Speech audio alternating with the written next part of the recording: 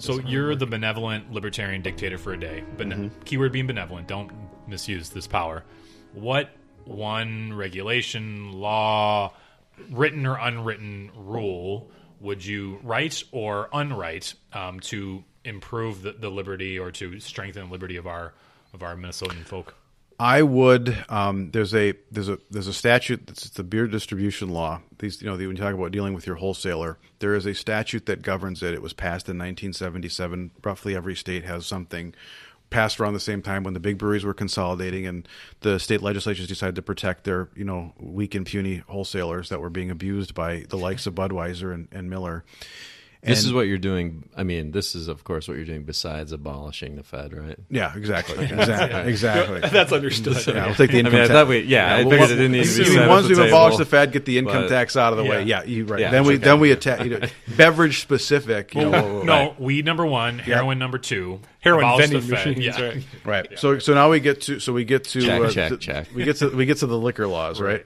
Other than just taking all of them off the books, Right. But Sure. Yep. Anyway, if I have to, be a more moderate view and have to, keep someone in place. Because someone could be listening. No. Like I said, it should have went without saying at this table. Repeal everything. I was interrupting you, my good sir. Other than repeal everything, so we have a beer distribution law, and it overrides the law of contract. There's a lot of provisions that say, regardless, notwithstanding the provisions in your contract, this is what applies.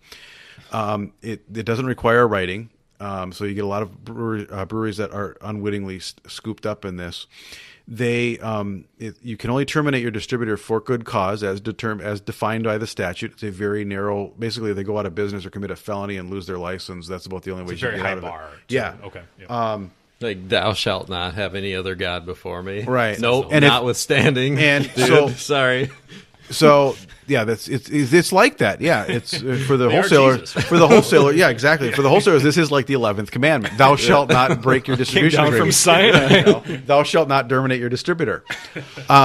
So it's extremely hard to get out of. In practice, what happens is you find a new distributor, so you find a new slave master, and they go negotiate with your previous slave master to pay your bag of silver to get out of it. Right? You're gonna get you just did Gary's trauma. That's definitely he's verklempt over there. Yeah. So walk it off.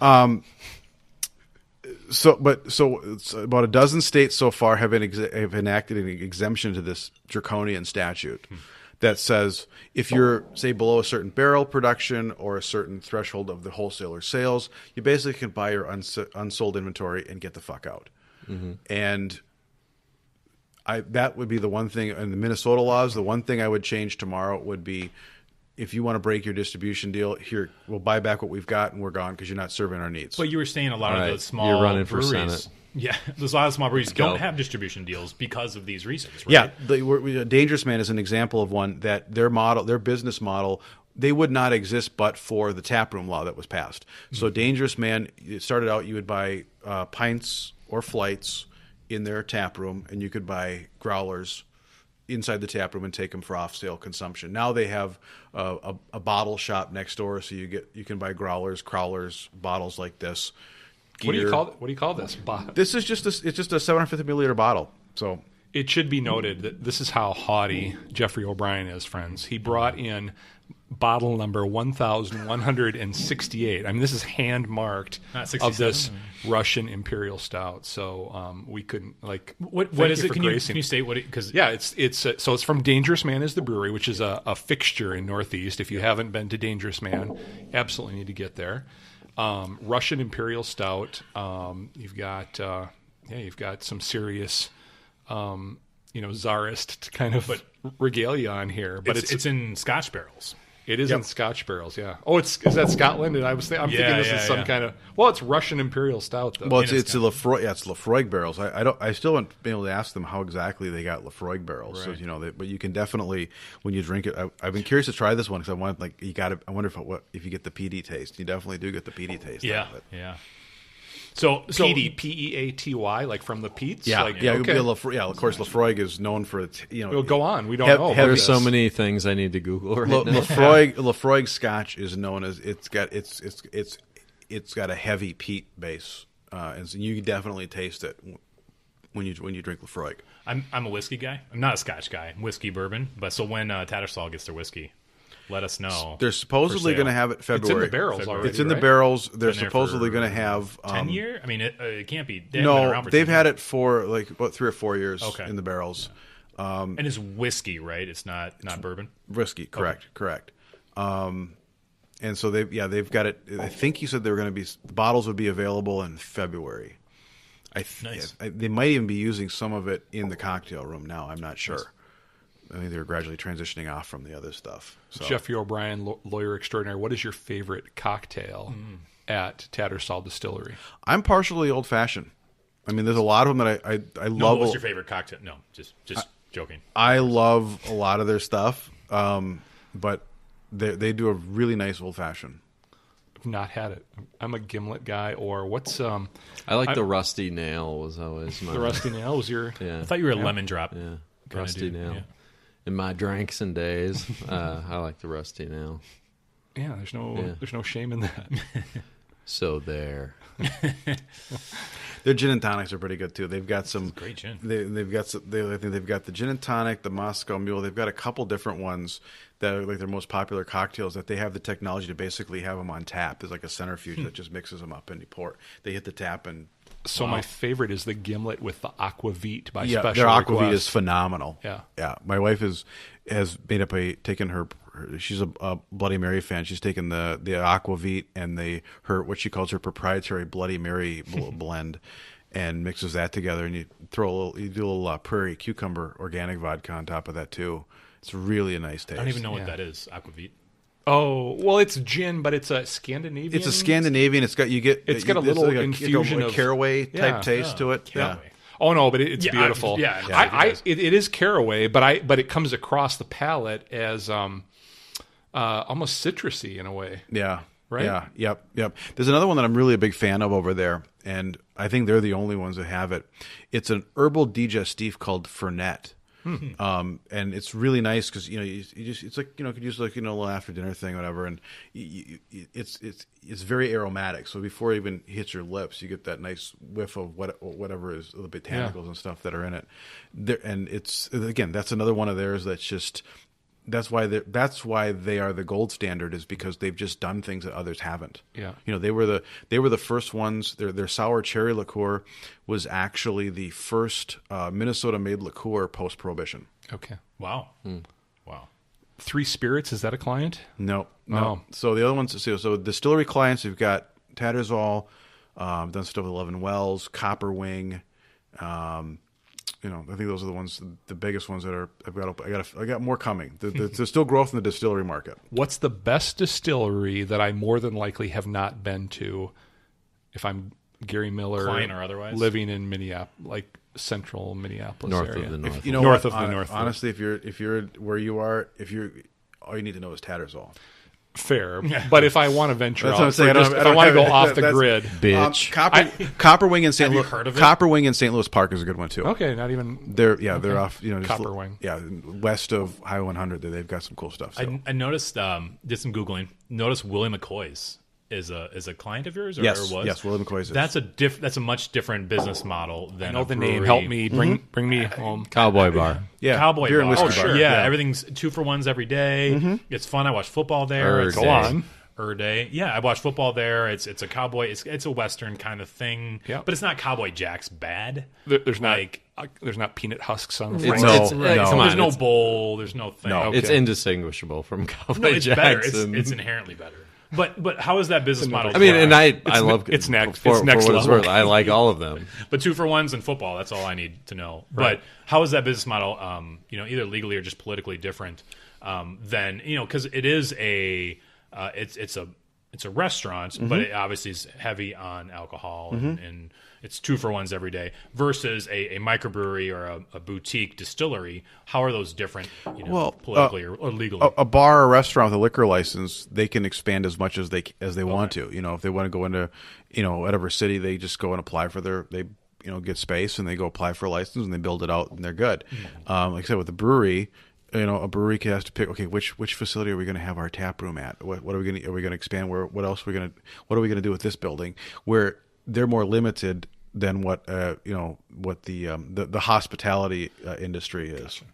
So So the only difference is Willie McCoy's doesn't make their own beer. they don't make their own beer. So No. that's really, that's the only difference. So what I'm thinking, could a brewery, inherently make their own, but is there a way for a microbrew to become a restaurant or a hospitality? Well, they are allowed to have. That's what a lot of people get confused, thinking that the difference between a brew pub and a brewery. When I say brewery, I mean a production brewery. That the difference is, brew pubs can serve food, and it's like that's not true. In the taproom law and the cocktail room statute, that you are allowed to have a restaurant as part of those. Only a handful of breweries take advantage of that. Surly, of course, at their big destination brewery has a restaurant. And Urban Growler in St. Paul, which is a client of mine, they have a full kitchen. I've not been. I haven't been either. So it was the first woman-owned production brewery in the state of Minnesota. They have phenomenal food, and so they're allowed to do it, but they don't. Most of them don't for a couple of reasons. Number one, it's another level of regulation. They not only have to worry about the Department of Ag and the AGE, but they have to worry about the Department of Health now. Yeah. Most of them don't have restaurant experience. Sure. Yep. It's a lower There's beer margin. guys. Yeah. you know, So the ones that do product usually is- have somebody that was involved that has some restaurant experience. It's more equipment, so it costs more. And the other reason is they don't want to be seen as competition to the bars and restaurants where they want to get their product on tap or sold. So they just they use the food trucks or have menus and you can order in and have it delivered. Right. But yes, they are legally allowed. The difference between the two of them is between a brew pub and a brewery is that a brew pub can serve other people's beers, wine, spirits, everything. When they give up, they can't distribute. They can only distribute to their own locations up to 3,500 barrels. There's no rock bottom. Yeah, rock bottom. You like Dayblock. You won't find Dayblock beer on a liquor store or on tap at some other restaurant. Right. Only their own location. Interesting. Interesting. So what's the one thing that we don't know about local craft beer and distilling that we should know? What's the one thing you don't know? I think that contrary to a lot of the chatter, I think it's still growing. I think there's a lot of growth potential, particularly outside of the metro. This Dangerous Man model has been a winner for a lot of folks. I've got a client, Hayes Public House out in Buffalo. They've become a local staple. And I think they've expanded 3 times since they opened on a very minute system. And they basically took the Dangerous Man model and took it out to Buffalo. I've got clients in Northfield. I've got clients. How small do you get? How small do you get? Like how comfortable are you getting? I think Hayes started out on a 7-barrel system. It was real small, and they got open, and they ran out of beer, to the point where their bank was like, "How much more do you need to buy more equipment?" You know why I ask? Because my hometown area of Spooner, Wisconsin there's a new brewery coming into town. They're right on Main Street. I want you to be involved with this because I desperately want it to succeed. I am licensed in Wisconsin. Actually over on the Haughty by Nature liquor trolley over there's a selection I like called Yeoman Vodka, which is out of Serona, Wisconsin, which is a 15-minute drive down the road. An extraordinary. This is another. I don't want you to leave before taking a sip of their vodka. It's vanilla-y, and it's a beautiful thing done in very small batches. I need you to get over there. So what are some other treasures of your vast empire that we need to know about? I'll give you.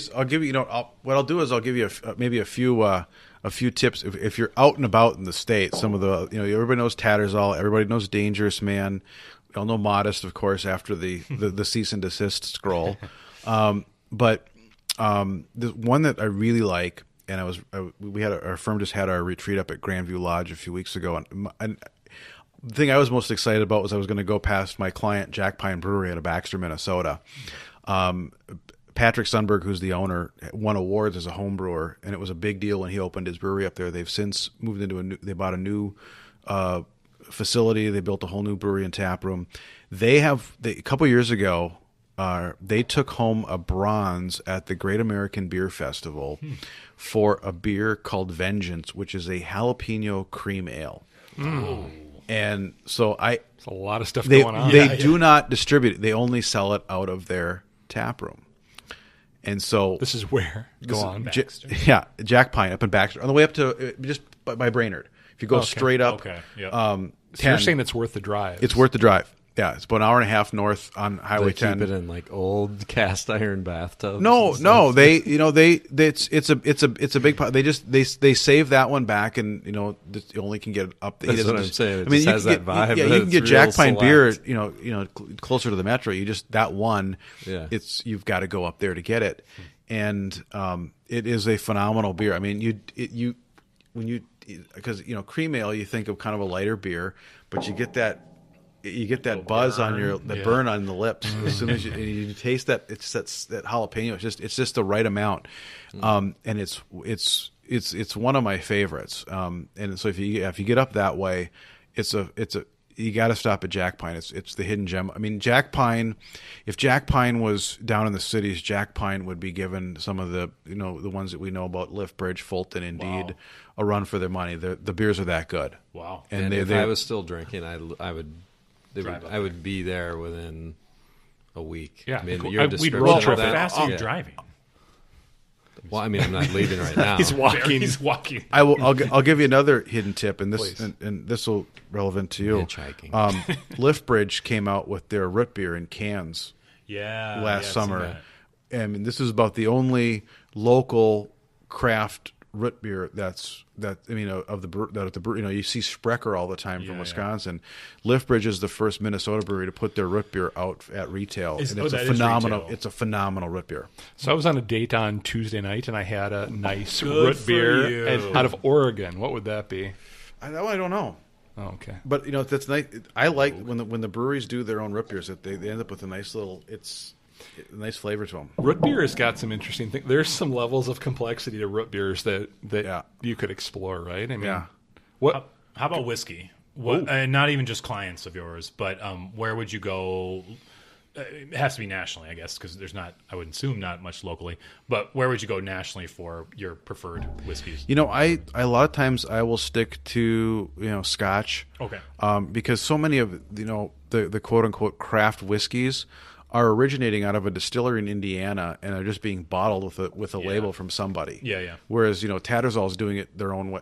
They did it the hard way, right? They waited until How many aged years, and exactly. So I'm not as big a fan of craft whiskey unless I know that it was actually distilled and aged the old school way versus something artificial. Gotcha. Fair enough.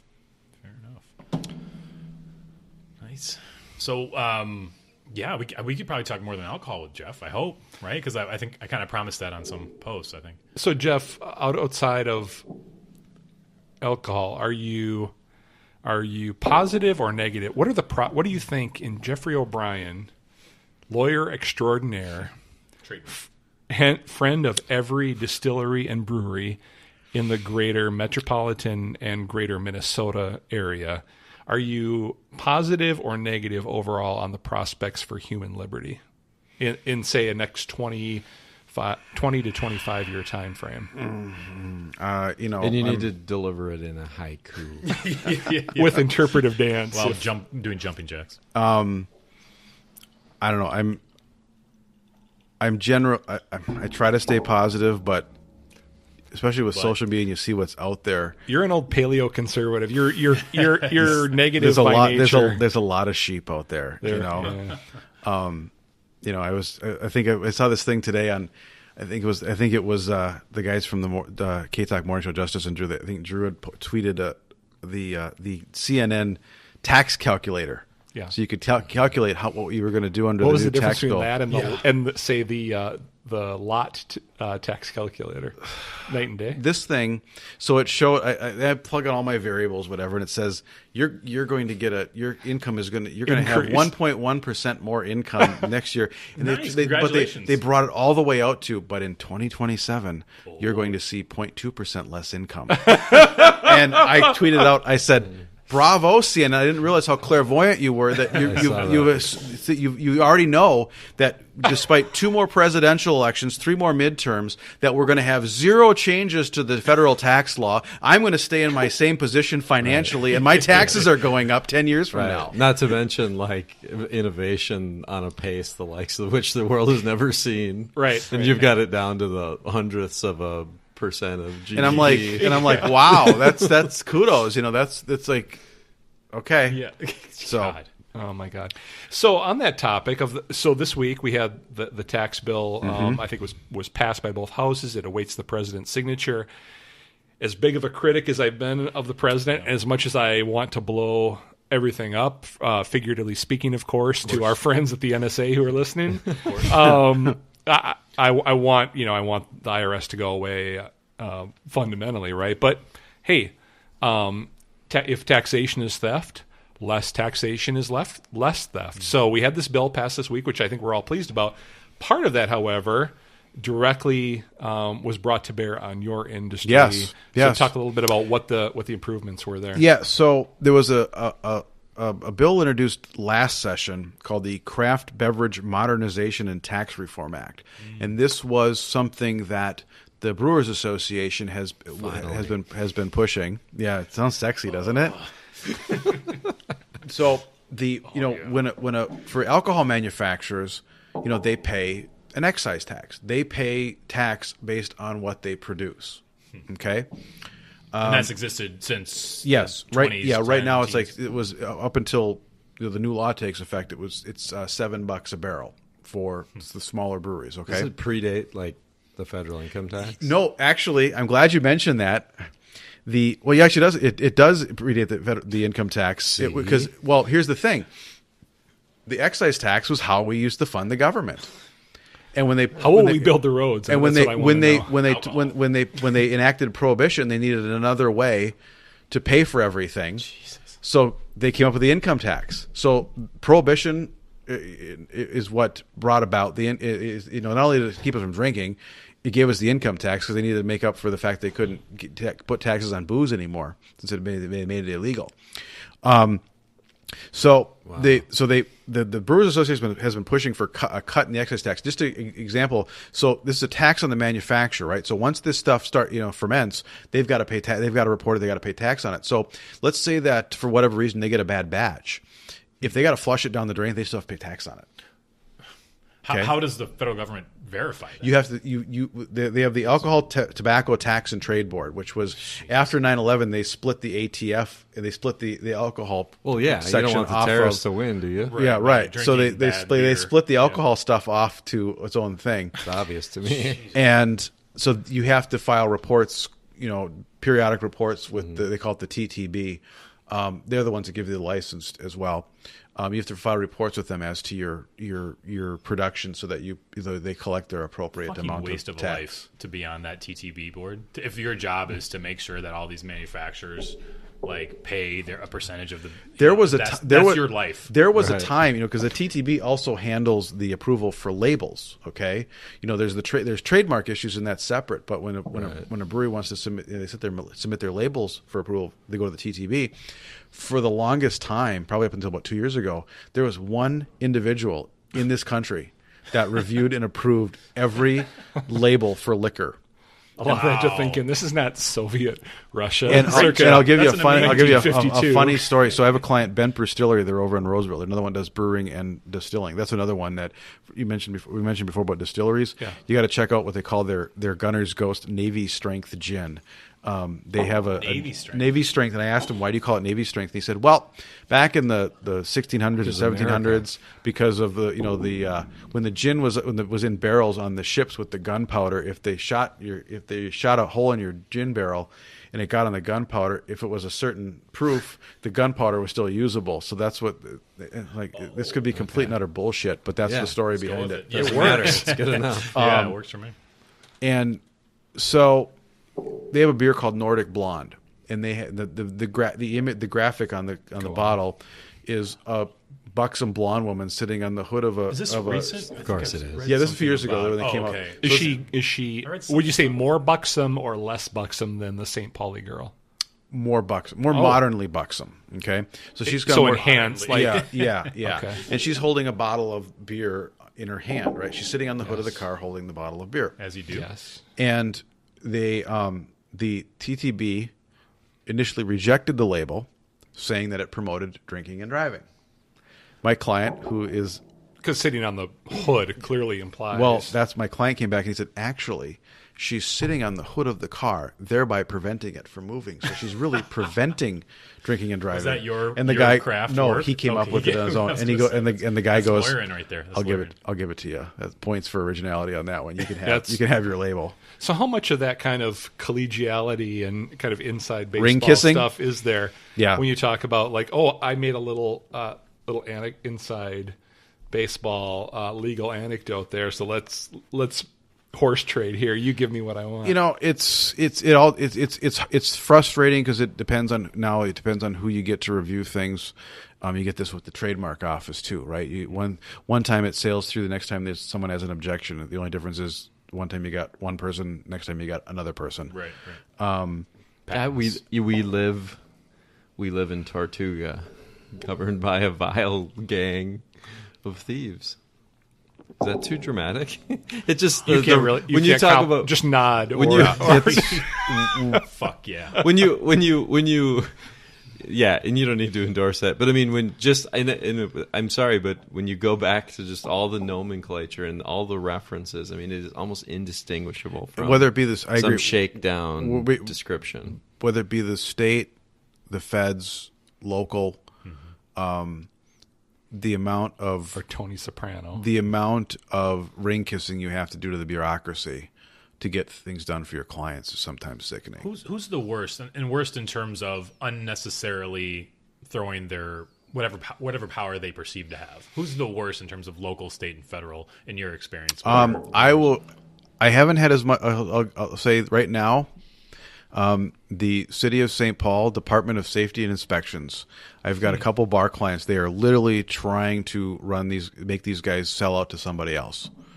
They've made the decision that they want these establishments run and managed in a certain way to the point where then they can very easily take somebody's license. But why is it that thing where like I want to take this guy's license and I have a stick up my ass or something? Like, what is it? Why are they get giving a hard complaints time? from whoever, and- and they so they want to show like they're doing something, so they just take them out. In St. Paul, if you get 4 violations in a 24-month period, you can be done. I mean, I've got a client right now. He's been for the first 48 years of his business. His dad started it. Go on, Sid Hartman. Just tell us who it is. It's Hot Rod. Well, it's Hot Rods on University Avenue. It's no secret. We've been in the news about it. They had no violations. A month after the soccer stadium development was announced across the street from their bar, they started having violations, and it was one after another to the point where I assume they were petty type. Well, what they do is what happens with the City of St. Paul is once they get one violation, then they put all these conditions on your license. You have to have video cameras, and you have to have somebody at the door wanding, and you have to have this, that, and the other thing, and you have to make the video available to the police when they ask for it on this many hours' notice. Such a whore's game. And Yeah, you miss and one of then those, the another. subsequent violations are the cameras weren't on. We have a gap in the footage from this time to this time. From 1:14 a.m. 57 seconds to 1:15 18 right. seconds. So I had Who knows one, what could have transpired. I had one for another client a hearing 2 weeks ago, and one of your license conditions says you can't have any patron dancing, and the video completely shows people dancing. It's like she's swaying back and forth. Wait, It's why like, would that be a condition to why? who knows? Because someone Because said the so. pelvis was involved. Because someone said so. The tantalizing pelvis. During the hearing, I got As the God Kings decided. Yeah, the philosopher king. I'm up against one Praise of the be their deputy name. director of the department. I've got 2 cops, and I got each of them to give me a different definition of what dancing meant to them. Jesus, but that's so stupid. That's so stupid that you have to worry about. I want to So make they sure basically- I want to make sure I've got this right. So there was a discussion in chambers about No, this was we had video. We had the video footage up on the I'm with screen, you. and I've got all sorts of different definitions of what dancing meant, and I'm like, it's. But my point it's was, like pornography. Did you You have know what case it is law when on you dancing? see it. no, there's no code provision on it. So I'm telling the administrative judge, I'm like, Your Honor, they're talking about trying to give an increased penalty for this poor guy, and they got 3 different definitions of what dancing means. How can you decide that there's a violation because there's dancing when there's a lot of different interpretations? The best one was this though. There had been a shootout outside the bar. Okay. And that was the definition? No, they said it was a violation because you're supposed to prevent loitering in your parking lot. Okay. Of course. So they go to the videotape. The shooting starts in the street. One group runs across our parking lot. And I'm like, is that what you claim is loitering? They were fleeing from a firefight? That's not loitering. It's not our job to patrol. It's that we have to police our parking lot.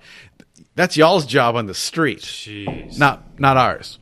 And I got one of the sergeants. They said, well, you weren't wanding at the door. The video camera was a little off, right? And I said, you see him walking around with a wand. I said, isn't it theoretically possible that he's wanding it and you just can't see it? Well, and I'm like, is it theoretically possible yes. that you can't see where he's wanding them? Well, I suppose. I'm like, huh.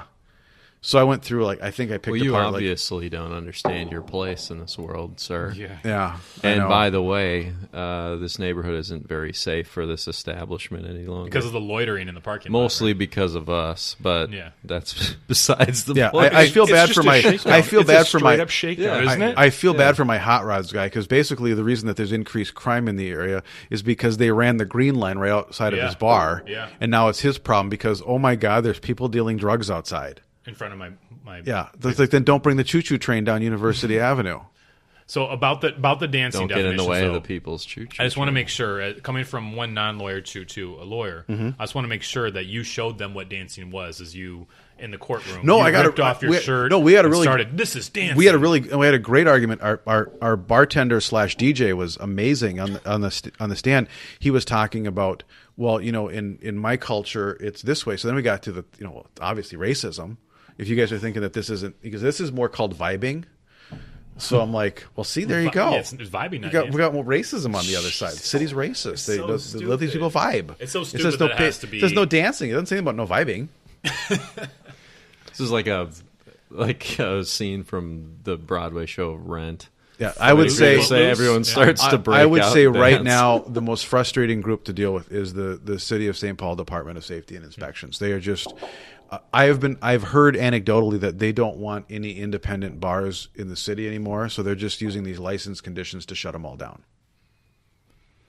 I mean, you imagine why they wouldn't want a bar doing 2-for-1 happy hours across the street from where they want to sell $10 Bud Lights. Right. Right. But that's cronyism, right? So the stadium can get built in the middle. Or of they St. can, Paul. they take away his license, and then the Port Authority will make him an offer he can't refuse for his property. Can I tell you guys a true story? I've put a couple drops of this lemon infusion essential oil into the Hygieia aromatics from Hygieia aromatics into the Tattersall gin, and it's really a beautiful mashup of two really remarkable products from Tattersall Distillery and Hygieia aromatics. So you've got kind of a clashing, but a détente is reached between these two products, and I think it's important that we note that. So we've got the sponsor mashup with one of your clients, Jeffrey. So this is good stuff. I will say you can really have some fun with essential oils in Bloody Mary mix. You can really create Go on. some. You All can right, really. tell us. Well, I'm not at liberty to disclose all my wife's proprietary recipes, but suffice it to say, no, you can have. How I'm do just we saying, ply you? there's no hard and fast rule. I mean, it's whatever you want to do with it. I mean, that's the fun thing is they bring out different flavor notes by using the oil. So I'm out with you on that. Nice. Yeah. Very nice. Jeffrey O'Brien. So fantastic having you. Yeah. Thanks for having me. Thank It you. was fun. Would love to have you back again because we didn't even touch on all of your Sid Hartman-esque contacts in sports world. And you have feet on both sides of the St. Croix. You've got Packer roots, you've got Viking roots, you love all these peeps. And we would love to have you back sometime if you would be so kind. Absolutely, to grace us. love to. Awesome. Absolutely. Thanks, brother. Yeah. Thank you. Thank you very much for joining us. They hurt you at home and they hit you at school. They hate you if you're clever and they despise a fool. till you're so fucking crazy you can't follow their rules. A working class hero is something to be.